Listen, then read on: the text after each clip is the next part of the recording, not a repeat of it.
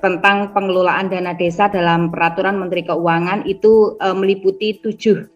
Salah satunya adalah pengalokasian, tapi perlu kami sampaikan juga, jadi pengelolaan dana desa sesuai dengan Peraturan Menteri Keuangan itu meliputi penganggaran, pengalokasian, penyaluran, penatausahaan, pertanggungjawaban dan pelaporan, kemudian penggunaannya, pemantauan dan evaluasi, dan yang terakhir adalah penghentian dan atau penundaan penyaluran dana desa.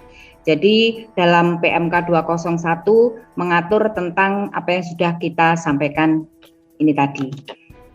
Kemudian teman-teman, kita hanya akan membahas tentang pengalokasian dana desa di sore hari ini. Jadi sekali lagi desa pasti akan bertanya keterkaitan dengan kenapa alokasi dana desa di desa dampingan kita misalnya ada yang naik, ada yang turun, ada yang tetap, jadi semua ada dasarnya. Untuk mengalokasikan dana desa ke desa itu ada aturan yang mengatur, yaitu di sini, khususnya di bab 4 dalam PMK 201. Perlu kami sampaikan bahwa dalam pengalokasian dana desa, Dirjen Perimbangan Keuangan melakukan penghitungan rincian dana desa di setiap desa berdasarkan pagu anggaran dana desa. Jadi yang menjadi dasar untuk penghitungan rincian dana desa di setiap desa itu berdasarkan pagu anggaran dana desa. Dan kita ketahui bersama sesuai dengan Undang-Undang APBN bahwa pagu anggaran untuk dana desa tahun 2023 mengalami kenaikan dari tahun kemarin. Sudah disebutkan ada nominal 7 triliun untuk anggaran dana desa di tahun 2023. Kemudian penghitungan rincian dilakukan secara bertahap. Penghitungan rincian dana desa dilakukan dengan ketentuan sebagaimana dana desa dihitung sebelum tahun anggaran berjalan dan sebagian dana desa dihitung pada tahun anggaran berjalan. Jadi maksudnya adalah bahwa penghitungan rincian dari dana desa itu dilakukan secara 2 kali tahapan. Dana desa yang dihitung sebelum tahun anggaran berjalan dilakukan berdasarkan formula pengalokasian, dan nanti ini yang akan kita bahas adalah di poin keempat. Kemudian formula pengalokasian dihitung secara merata dan berkeadilan berdasarkan alokasi dasar, alokasi afirmasi, alokasi kinerja, dan alokasi formula. Dan dana desa yang dihitung pada tahun anggaran berjalan dialokasikan sebagai tambahan dana desa yang pembagiannya dilakukan sesuai dengan ketentuan peraturan perundang-undangan yang berlaku. Jadi artinya memang ada 2 alokasi. Yang pertama adalah alokasi anggaran berjalan dilakukan berdasarkan formula, kemudian yang kedua adalah alokasi tambahan. Kemudian ini karena hari ini kita khusus membahas tentang pengalokasian dana desa, maka kita akan membahas khusus di poin 5 dari pengalokasian dana desa. Jadi nanti kita akan pahami bersama sehingga ketika desa bertanya paling tidak kita tahu dan memahami tentang dasar pengalokasian dana desa yang diberikan oleh Kementerian Keuangan kepada desa. Baik. Alokasi dasar ini adalah menjadi alokasi pertama untuk pengalokasian dana desa. Jadi ada beberapa hal yang perlu kita ketahui terkait dengan alokasi dasar dari pengalokasian dana desa. Bahwa alokasi dasar diberikan dengan porsi 65% dari anggaran dana desa. Merupakan porsi terbesar dari keseluruhan alokasi yang akan dialokasikan ke desa. Kemudian yang kedua, bahwa alokasi dasar diberikan kepada setiap desa berdasarkan klaster desa. Jadi pembagiannya adalah berdasarkan klaster jumlah penduduk yang ada di desa. Di mana klaster desa dibagi menjadi 7 klaster. Yang menjadi ketentuan klaster adalah yang pertama, desa dengan jumlah penduduk 1 sampai 100 itu akan mendapatkan alokasi Rp415.261.000. Jadi apa yang menjadi dasar dari ketentuan klaster nanti juga akan kita bahas di forum ini. Kemudian yang kedua, dengan klaster penduduk jumlah 101 sampai 500 alokasinya adalah 477 550 juta. Kemudian 501 sampai 1.500 sekian sampai di klaster ke-7 lebih dari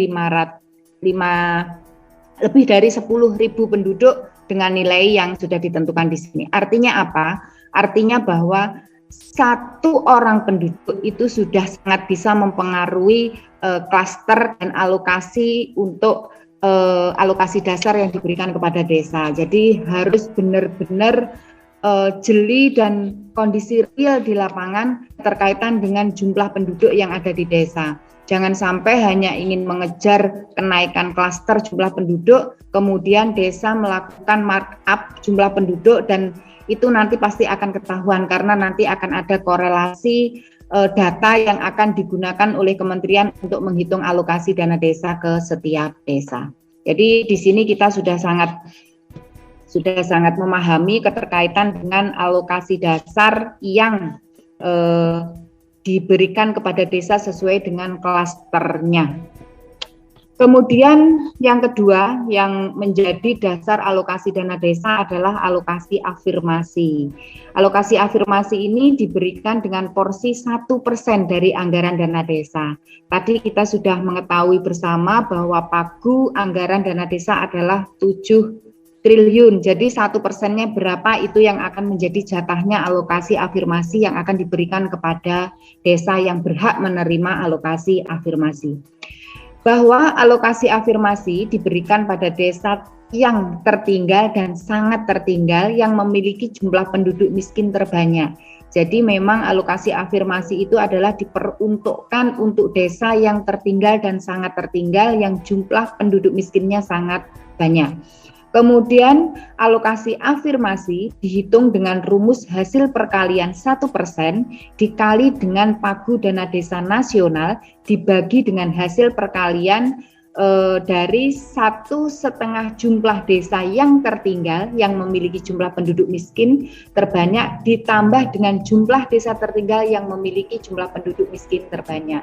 Kalau teman-teman ingin mengetahui terkait dengan rumus alokasi afirmasi itu teman-teman bisa lihat ada di PMK 201, tepatnya ada di pasal 8. Jadi nanti teman-teman bisa buka di pasal 8 ayat 3 keterkaitan dengan rumus alokasi afirmasi.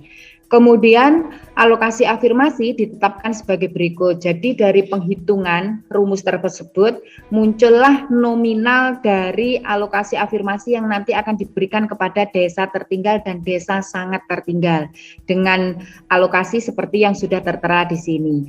Jadi kalau teman-teman ingin melihat berapa sih jumlah desa tertinggal dan sangat tertinggal yang ada di Indonesia, teman-teman bisa melihat lampiran alokasi dana desa di PMK 201. Nanti semua dapat terlihat di situ. Siapa yang tertinggal, siapa yang sangat tertinggal itu dari kabupaten mana, dari provinsi mana itu sudah sangat dapat dilihat. Jadi ada tambahan alokasi afirmasi senilai 105.688 bagi desa tertinggal dan ada tambahan 158.532.000 untuk desa yang sangat tertinggal. Perlu kami sampaikan bahwa dalam PMK juga ada klausul yang menyebutkan bahwa desa tertinggal dan sangat tertinggal merupakan desa yang berada pada kelompok desa di desil 5 sampai 10 berdasar penghitungan Dirjen Perimbangan Keuangan. Jadi dasar untuk menentukan desa tertinggal dan sangat tertinggal ini sudah dilampirkan dalam PMK 201. Baik teman-teman, sekarang kita akan bergeser di alokasi kinerja. Nanti kita akan bahas bersama setelah ini ya. Kemudian keterkaitan dengan alokasi kinerja, ini yang menjadi banyak pertanyaan di tingkat desa. Jadi ketika kemarin Pak Aris memberikan sosialisasi melalui YouTube keterkaitan dengan sosialisasi PMK 201 yang menjadi yang menjadi perhatian di desa itu adalah penjelasan tentang alokasi kinerja, karena ini desa-desa banyak membandingkan kenapa desa yang dianggap seperti ini tapi ternyata mendapatkan alokasi, desa yang dianggap tidak berhak ternyata malah berhak. Nah, ini yang memang perlu dipahami bersama berkaitan dengan alokasi kinerja. Perlu kami sampaikan bahwa alokasi kinerja diberikan dengan porsi 4% dari anggaran dana desa. Jumlah yang cukup banyak yang dialokasikan untuk memberikan alokasi kinerja. Jadi kalau kemarin kita menyimak materinya Pak Aris pada waktu sosialisasi, ada sekitar 2,7 triliun alokasi dana desa yang diberikan untuk alokasi kinerja. Cukup banyak. Jadi memang menjadi menjadi magnet tersendiri bagi desa-desa agar suatu saat bisa mendapatkan alokasi kinerja dari 4% yang sudah dianggarkan dari Pagu dana desa di tingkat pusat. Kemudian yang kedua, alokasi kinerja dibagikan kepada desa dengan kinerja terbaik.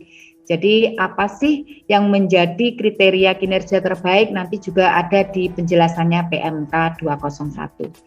Kemudian proporsi penetapan desa penerima alokasi afirmasi itu juga sudah ada ketentuannya. Jadi ada ketentuan berapa persen desa yang berhak menerima alokasi afirmasi. Jadi di sini ada 5 ketentuan. Dengan ketentuan pertama yaitu jika jumlah desa 1 sampai 51, maka prosentase jumlah desa penerima adalah 17%. Artinya dari 51 nanti jika memang semua masuk dan mendapatkan alokasi afirmasi, maka jatahnya hanya 17% atau 17% dari semua total desa. 17%-nya 51 berapa? Nah, itu yang akan menerima persentase alokasi afirmasi. Kemudian yang kedua, jumlah desa dengan 52 sampai 100, maka persentase yang menerima adalah 16. Artinya begini, jika persentase yang kedua ini saya mau menyontohkan yang kedua karena tidak perlu menghitung pakai kalkulator. Artinya kalau kita bisa menghitung secara kasat mata, maka dari 100 ini yang mendapatkan alokasi afirmasi jatahnya adalah hanya 16. Jadi ketika dalam satu kabupaten itu yang dengan ketentuan tertentu, kemudian yang mendapatkan alokasi kinerja terbaik ternyata ada 18 desa, maka yang hanya mendapat adalah 16, yang 2 berarti belum mendapatkan alokasi kinerja karena memang jatahnya hanya 16%. Yang dimaksud dengan jumlah desa penerima persentase ini adalah jatahnya yang sudah ditentukan oleh penghitungannya juga sudah ditentukan di PMK. Jadi ada penghitungan tersendiri untuk menentukan keterkaitan dengan prosentase desa yang menerima alokasi afirmasi.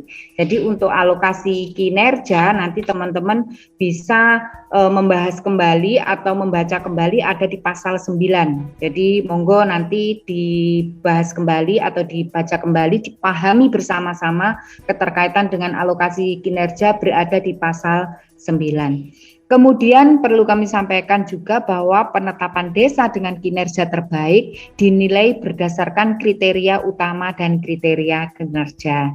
Jadi untuk menentukan alokasi kinerja bagi desa yang kinerjanya terbaik itu masih dapat dilihat lagi. Ini mungkin untuk menyaring jika memang jumlah desa penerima dari alokasi afirmasi itu melebihi persentase yang diterima oleh kabupaten. Jadi memang perlu ada penyaringan keterkaitan dengan kriteria utama dan kriteria kinerja yang menjadi indikator untuk menentukan kinerja terbaik untuk pengalokasian alokasi kinerja.